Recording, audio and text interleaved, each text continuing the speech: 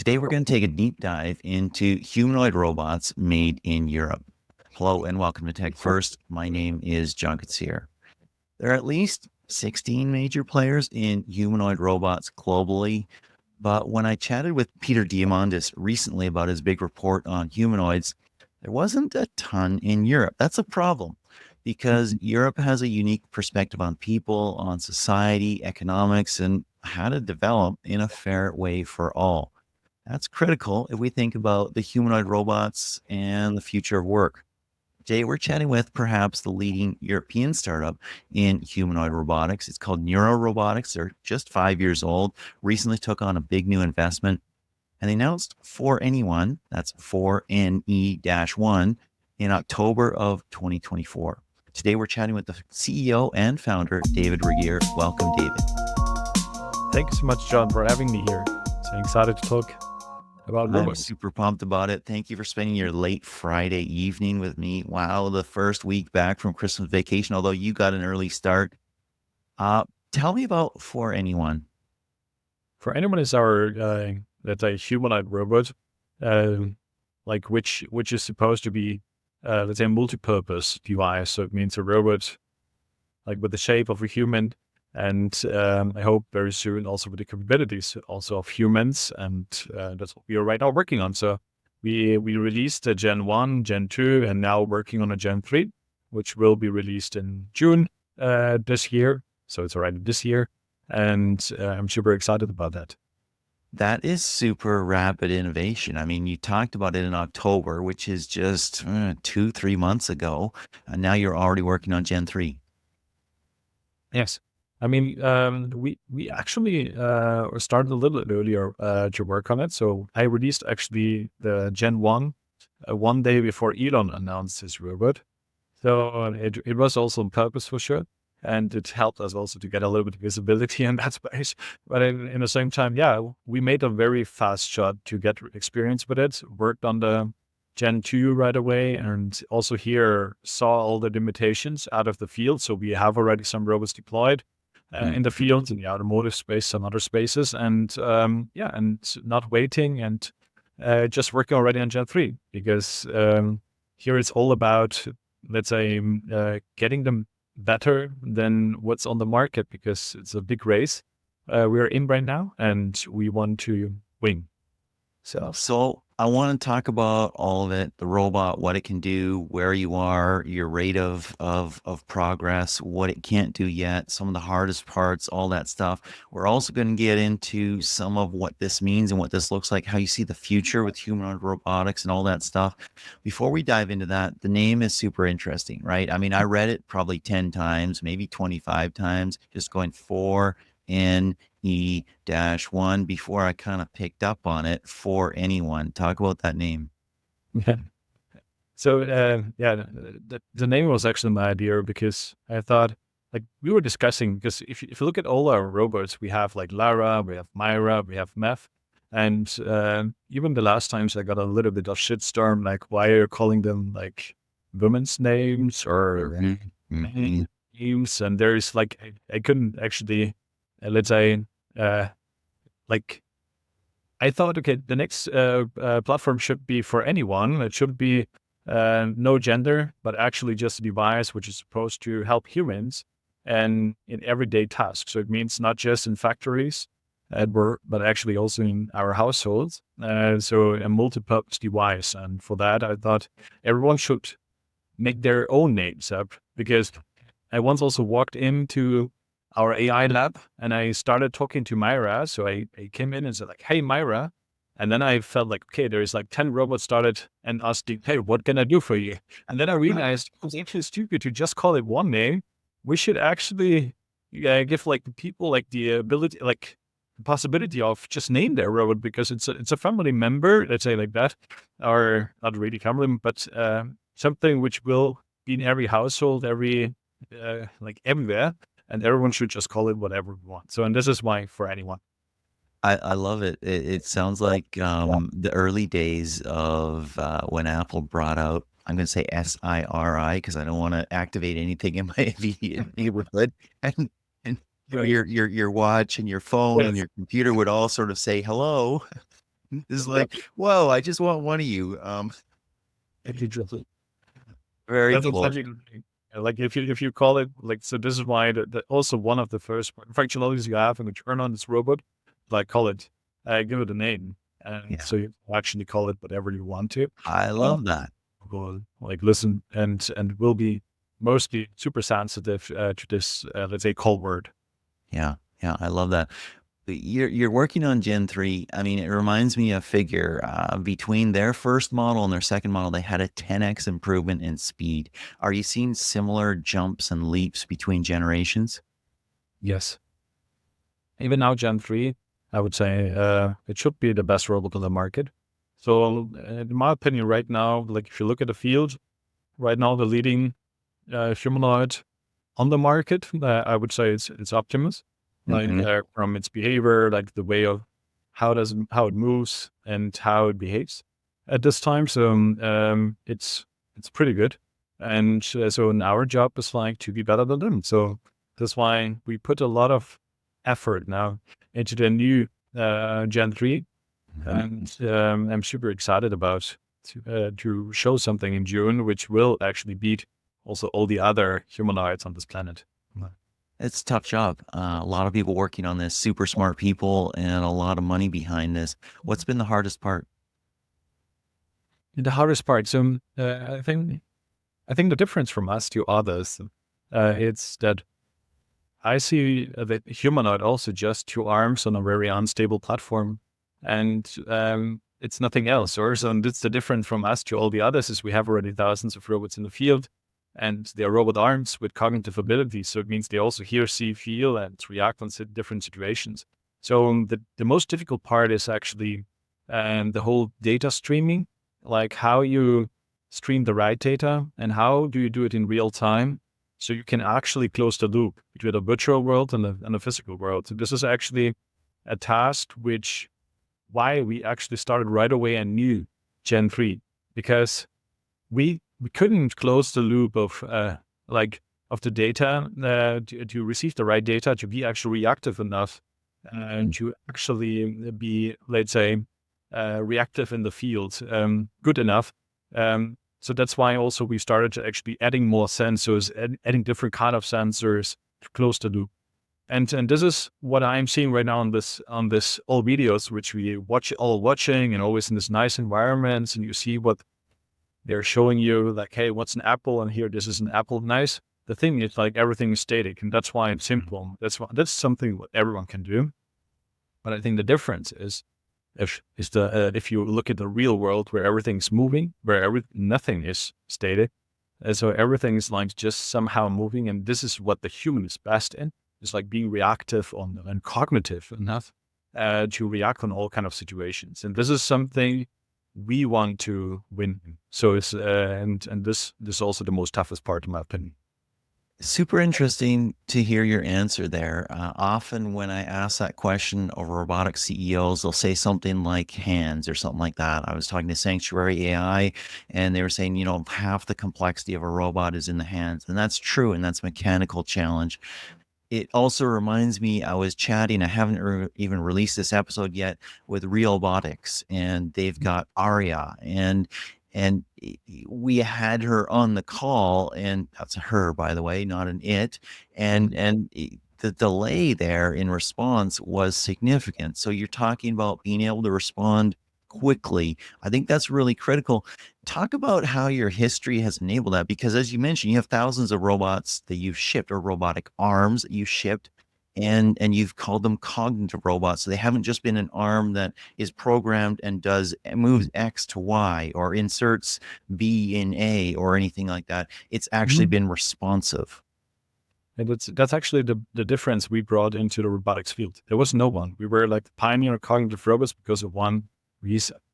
Before I started Neuro Robotics, I mean, every robot is just a stupid device, like a metal piece with some motors, and you're adding the whole periphery like around the robot. That was how robotics was working the last 70 years.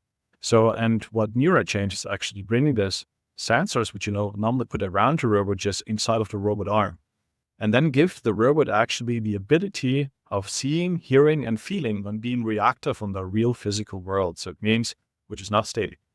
And now the tough and the difference from us to all the others was that, and this is actually what you just mentioned, is like this reaction time of taking too much time. It's because mostly they're using this huge neural network, so natural language processing, which Let me ask ChatGPT and let me get the answer and let me give it to you.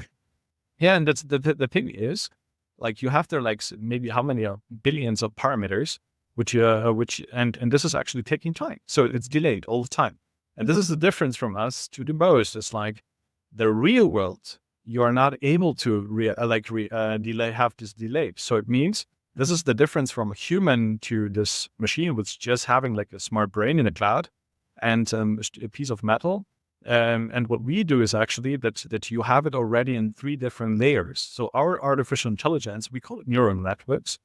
We define it like 3 layers. So it means the first layer is actually on the edge. So it means directly on the sensor. So it means by the camera itself, by the micro area itself, by the full stop sensor itself. So it means the hearing, seeing, and feeling, which you need to process and have like a nerve system. So it means like when like a good example for that is being reactive. Like for example, plug in, like in an electric vehicle plug-in. You just use, let's say, a very big neural network for that, like or a huge, let's say, in a cloud, you will never hit and you will never be able to really stick it in because you need to guide it through and you need to be reactive. So it means in real time and milliseconds real time. So, and if you use there just a smart brain, it will not help you because you need like a nerve system, which is reactive. So, and because it knows how it should, and you're reacting on. And the most are just showing, and this is why I was not super impressed by it. Seemed like this is something we did already in 2019, like, hey, Myra, show me what's an apple. That's simple because the apple is simply there and you need to react on it and you're just parting on it and everything is static and you're taking it. As soon as you're actually going and saying like this whole world is moving and you're reacting on the situation or you have to guide something, you need to balance something or whatever, you need to have different types of. So it means there's 3 different layers. One is just giving you the information right away in real time. And the other is like putting them together and making like an application out of that. So it means you're guiding something in, feeling, and in the same time knowing the information of where is the deepest point of it. So you're clicking in or things like that. Like you have more and more information which you're combining them together. This is, let's say, the way of how we do it. Like 3 different layers. One is like on the edge. So it means here we are talking about, let's say, maybe 5-6 million parameters, which are fully enough like for the application. And then you're having, let's say, the middle layer, which is also still on the edge. So it means on the control box or in the chest of the humanoid. There you're going up to, let's say, 500 to 600 million parameters, while you're having also the cloud access and you're making the overall decisions, like which and this is actually going up to, let's say, 10 billion parameters, right? And this is the difference. Like if you really want to have a humanoid robot or just any kind of robot doing some smart task, having knowledge about a situation, you need to have these different layers and the only way of being real reactive and moving this physical world. It's super interesting to hear you say that because it strikes me that there's some similarities to the human body. I mean, we have some levels of intelligence that are not located in our brains, right? So you mentioned reflex or something hot or something like that, right? That's like in the core, that's in our spine, right? It's before conscious thought. And then we have conscious thought and we can think about it and we can also go do some research. Go to the cloud, right? Or something like that. That makes some sense. That's super interesting. Now, you mentioned that you've obviously shipped thousands of robotic arms, components, pieces, and stuff like that. And you've been cognitive from kind of day one. That's what you've been working on. Now, what about the job you're attacking right now is massive, because if I look at your website and where you want for anyone to work, the list is basically everywhere. And that's why, of course, you chose a humanoid robotic. Isn't that too much to go for instantly? Or are where do you see for anyone working initially? Yeah, it's a super good point. So yes, it is too much. So it's too much for ourselves, but not too much for the world. And that's also why we are mainly working on numerous platforms. So it's the same of the smartphone itself, or like a smartphone itself is also too much for Apple. If they just would do all the apps and everything themselves, what they did is actually they defined the architecture of the hardware. So you can actually have an operating system where everyone can talk to. And then you're building the developer environment and a platform where everyone can actually build their apps and at the same time also distribute their apps and make a multi-purpose platform out of the smartphone. That's exactly what we are doing in the robotics. So it means all the robots we brought in the field, we have partners which are working on different kind of applications. So it means welding, gluing, palletizing, polishing, deburring, whatever. And in this time, and if you're using then also the right sensors in the right time, so you're streaming the right data, you can actually label the data, and this is how you can train the robot in the real field and let others do it, which are experts. Because if I'm not a welding expert, I don't know anything about welding. And the other thing is like what everyone is talking about, and you just can learn on videos. That's not true. Like if I show you, like for example, a video of somebody welding, and you're watching it for 1 year, will you be a welding expert? It's probably not. Because you will never you will not, because you're missing the experience of actually the forces and torques like which you are having by leading the welding torch. And this is actually, and then you are having also this noise of welding, and this is how you define an expert, and you define a skill for being an expert in welding. And this is exactly how robotics functions. So you're having the ability of you have the small neural networks, which are actually getting feeded by leading this welding torch on the side. And then you're seeing and saying like, this is a good welding line. At the same time, and that's the difference to human, you can actually just save it and it will be like much better and much faster actually than you're training a human being. Then you have to retrain others, but in robots you don't. You just click and you distribute it to all robots in the world, and you can let them all train at the same time. So because they are labeling it as welding. So this is why and then you're seeing something and then you're hearing the noise of welding, and this makes you a welding expert. And this is exactly how we do it with robots. Love it. It reminds me of the Matrix. Teach me how to fly a helicopter. Boom, download, there I go. And everybody's an expert, instant expert, right? What's interesting, sorry, excuse me. What's interesting about what you're saying there is that you're focusing on the cognitive complexity of the task. And so what it sounds like is you're building infinitely a general purpose robotic on the humanoid platform. And then the complexity of an individual task is in what to do, how to do it, where to push, what to lift, those sorts of things. And that you can outsource or partner with experts in those areas. And that's what we are doing. It's actually, we are partnering in pretty much everything. We're not even selling one single robot directly to the market. So we're actually selling through the biggest robot companies, robots to the market. And this is actually the only way how you can actually work with experts in that field. And this is also the difference from Neura to all the others, is our go-to-market approach. So we have today more than 1 billion order book.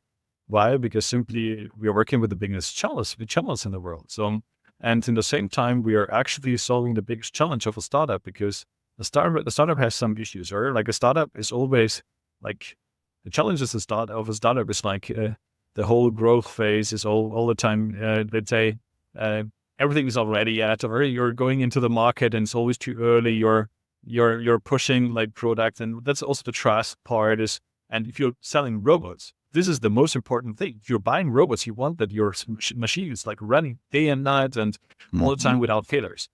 So how to solve that is actually by simply using channels of these experts, which are also helping us to get faster there than we would actually do it ourselves. And this is what I realized when I built my first robotics company. So it's now not my first one. So the first one I built was in Switzerland, which is still doing good. So it's an amazing company, but it's like limited, in my opinion, like from the size and what they can actually be in the future, because simply I did exactly the same way as everyone do.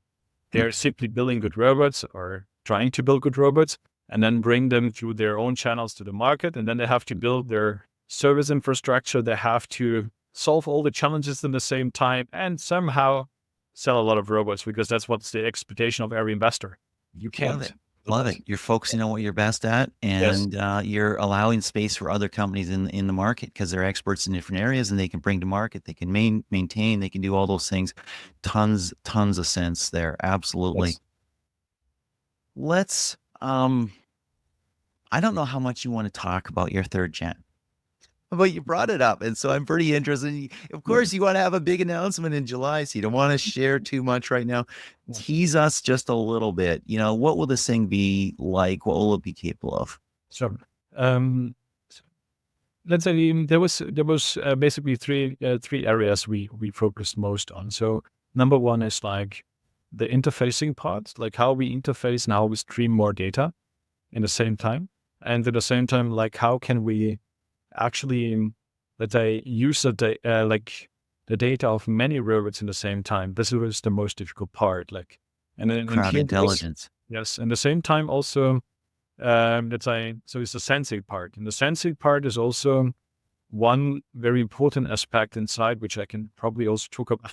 Is I can talk about everything. It doesn't matter. So it's like it's a scheme. So we work on a real scheme which has like pixel, like it's this pixel skin. So it means you can have the first robot which can actually also really have like a skin, so you can feel it, like when you touch it.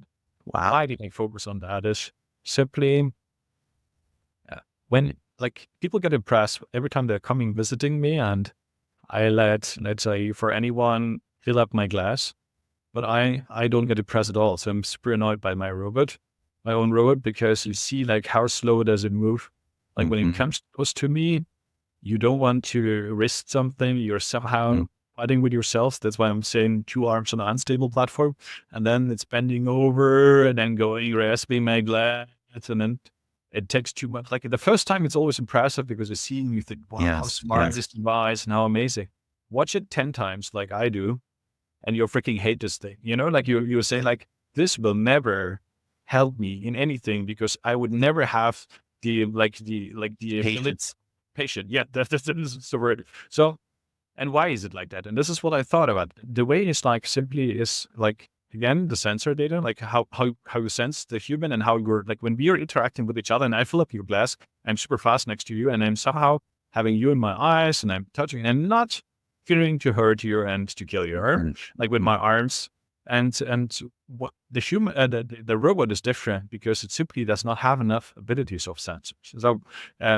So it means, my opinion was there, like, because they don't have a skin. And if you can actually create a skin, which have also superhuman sensors, so it means not just when you're touching it, actually even before, and you sense already much more than just touch and the touch and the exact way of how much pressure you put on a touch, then you can actually have a completely different approach of how you control the robot next to a human. And this is actually one of the most important topics we work on.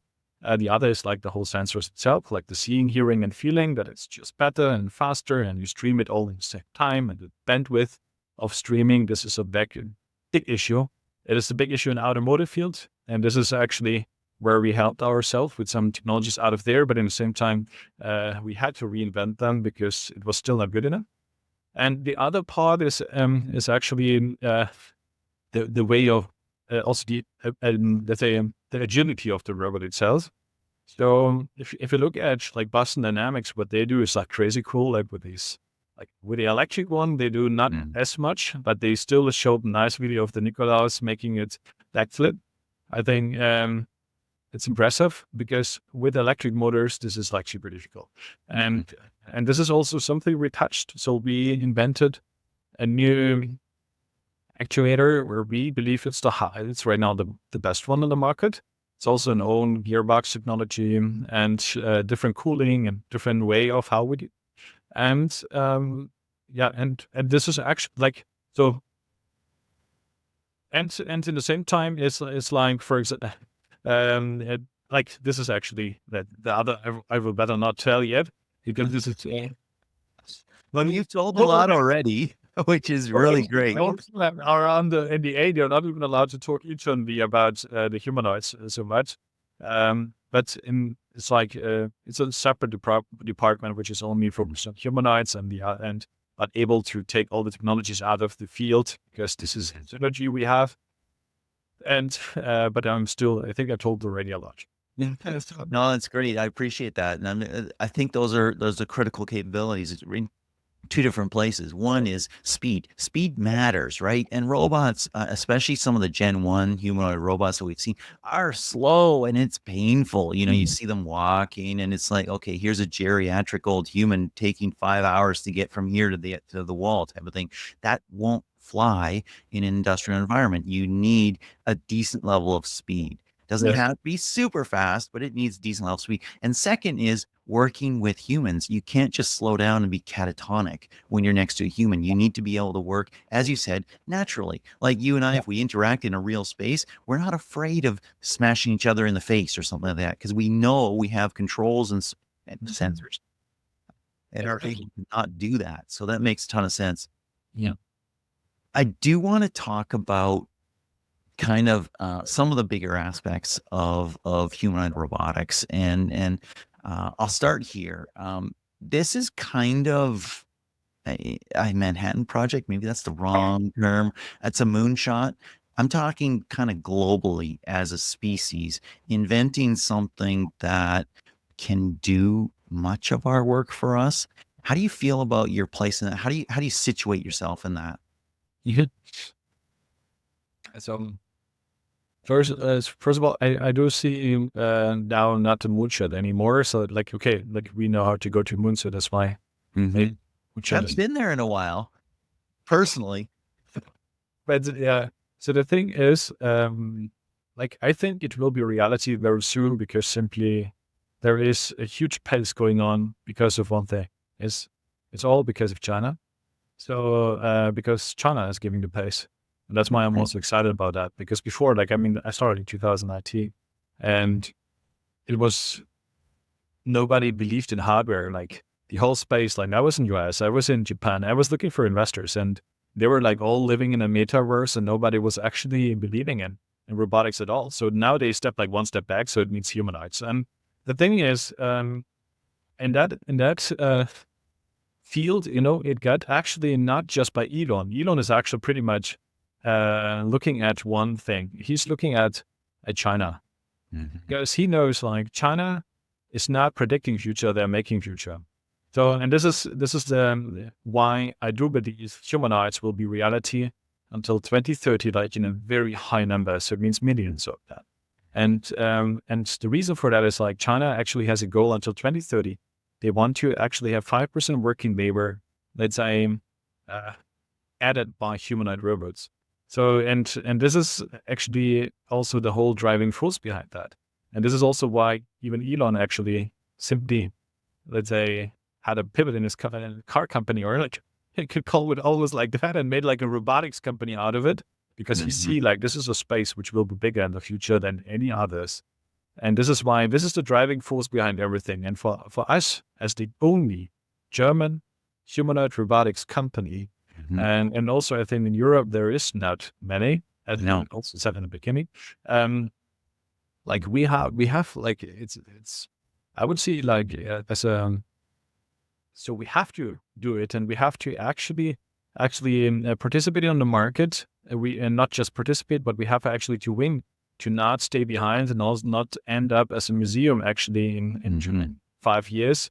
And this is also why we are for us it's not just like a nice vision, it's actually a must have and a must have to win.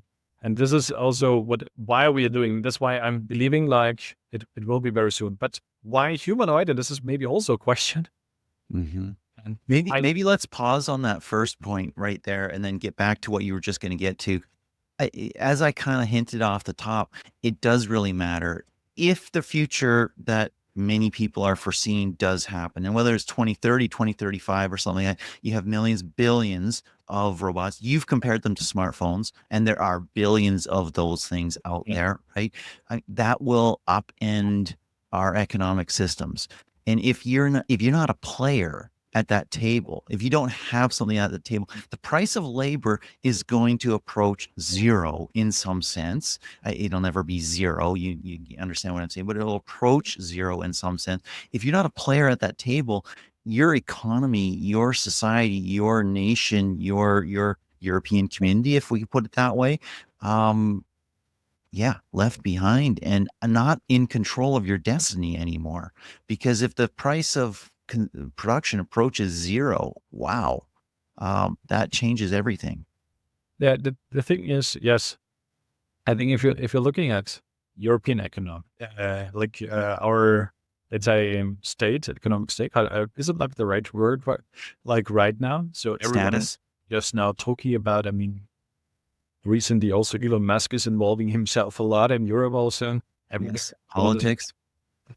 like he tried to do everywhere. I mean, he's the most efficient entrepreneur on this planet. So kind of we should actually, let's say, listen to what he's saying, but at the same time also should know that he has different interests maybe than we should have in Europe. Or so and this is actually where we I see Europe actually still as one of the, let's say, if you look at Europe, you will see the best social system still on this planet. Mhm. See also still, in my opinion, still the best cars. So the only thing we have is the fear of the future because we have to come up with something new. And this Yep. is exactly where we position ourselves right now because we know this is the time of robotics because if we are not allowed to miss this train. If you're going to miss robotics, Europe will have a super huge issue in the future because that's the only thing we don't have under control yet because we don't have a solution. We don't have an answer on this. And this is also why we're like, yeah, Europe without robotics is like not a like not, I would say it's not possible to exist because there is no real need of Europe anymore as it Yes. was before because we were always known for our amazing cars, our amazing technologies, machines, which we built. And this time is kind of not over yet, but Mhm. it could have an end. We are missing this train of automation. Here's where why I think it's critical. And I'm Canadian, just so you're aware, but I'm in Yes. Vancouver, Canada right now. Here's why I think it's critical that a European company be one of those that is a winner in humanoid robotics. When we talk about economic systems, if we look at the States, we see great opportunity and great poverty, and see some of that in Europe, and not to a lesser degree. Obviously, we see some of that in Canada to a lesser degree as well. But we see that, and if we are going to invent a future where we automate 50%, 60%, 70% of maybe the manual labor type of jobs, but also many of the intellectual labor. We see what ChatGPT does. We see what other AI technologies are doing. I mean, what does that society look like? Are we going to build something where a vast majority or a huge significant chunk of people are just left behind? That's a dangerous world for me. That's a very dangerous world. You have people who don't know what they're doing. They're super poor. They get super angry. They don't have a purpose in life. They don't know what to do. That's a dangerous society. That's a powder keg you can light a fuse on, and who knows where that goes. Europe has its own challenges, obviously, which you know much better than I do. You live there, you've operated there, you've built businesses there. But one thing Europe has done pretty well is balance the needs of industry and people and societies, and balance the needs of growing together, not just having the top of the heap people be super great. I'm not saying anything's perfect. Nothing's perfect in any system or anything like that, but there has been a good balance there, and that's why I hope that we can see great humanoid robots out of Germany, out of Europe, so that we can see, hey, is there a model to follow that is pro-social, that is for people, and that does the right thing? I think this is a huge topic here. I really love also what you just said because I think this is a question we have to answer as humanity, like very soon. It's like what things are we don't want to do, and what things we want to do. Because at this time we try just, let's say, we are aiming for that, or like we are aiming that like for all these nice technologies which are enabled by artificial intelligence, which I always question myself, like, and that's actually my standard keynote where I always ask, like, what would you like to do if you have enough money, enough time for everything you want to do? So mostly you will come up with what? Like some of them are like more like artists. So it means they would like create art every day. They would just draw pictures like every day. The others are more musicians, or like they would spend all the time in music. The others are more writers. So they would write the new stories. They would write up a new Netflix story, whatever. The others are more like me. I'm a developer. So I would just simply lock myself up again and just develop new cool technologies. That's what I love. That's what's fulfilling me every day. And if you look actually, and this is actually where I mostly have the next page where I show you lose. Because if you look at artificial intelligence today, you will actually find out, like with Midjourney, for example, for drawing pictures, you can actually have like 5 seconds for new pictures, and then you just simply tell it should look like in Van Gogh, then it will look like in Van Gogh. So the same also with music. I just always tell the story about one of my friends actually took my blog, which nobody reads, and took all the stuff there and then put it like into music. And then first he put it in ChatGPT, like tell like, hey, make a song out of it, put it in his music app, and get a song which the first time touched me actually. And the same also with writings, like you can write in any language of the world. You can actually, that's any style, you can imitate any style of writing when you want to write. And the same also will happen to developing things. Like, like you can create, like as a mechanical designer or whatever, there will be tools for that very soon, which are good enough. So, but are these things which we really want to get rid of? Because the most artists I know, like people which are drawing, they love to draw, like, and there's a lot of people which would love to spend their time in that, but they simply don't have. And this is actually, but there's other things which we hate to do. It's like taking the garbage out, filling up your dishwasher, tidying children's rooms. All the discussions, even like I always say, like it will save a lot of marriages if we simply have tools for that. So the expectation on a human is not based on how good they are, like in thinking of filling everything into dishwashers or hiding children's rooms or whatever. So, and this is actually where I see that robotics will actually be sustainable and helpful for humans on a certain degrees of things which we don't like to do. And this is like one day. So today we are still not enough humans on this planet. And especially with this aging population, there is more, let's say, people retiring than really coming up. So this is why robotics will have this moment in the next 5 years. It will not take jobs. It will actually create new jobs, maybe more interesting jobs. In the same time, it will actually help a lot of humans and our economies and everything. So it will reshuffle a lot of things and whatever, but it will be a very good time in my opinion. But it will change one day, yes, because there is one day this challenge coming up again. And I think this is the moment where we have to make decisions of what things humans should be able to do and further do because they love to do it and not because they have to do it. And these are things, I hope this is one of the things where we humans actually make decision like in 5 years, 6 years, 7 years, and simply say, okay, these are things which AI shouldn't do. AI should just be helpful, be a device, a tool for us, so we have a better life, that we can enjoy our life. We can actually have a better way of not having a 2-hour travel to see my parents, but actually going and simply playing chess, like maybe through the robot arms, which is placed there, or like just having a better life. Love it. Love it. Love the vision and the thinking. The reality, of course, is that many people have different answers to those questions. Like, what should AI do? What should AI not do? What should robots do? What should robots not do?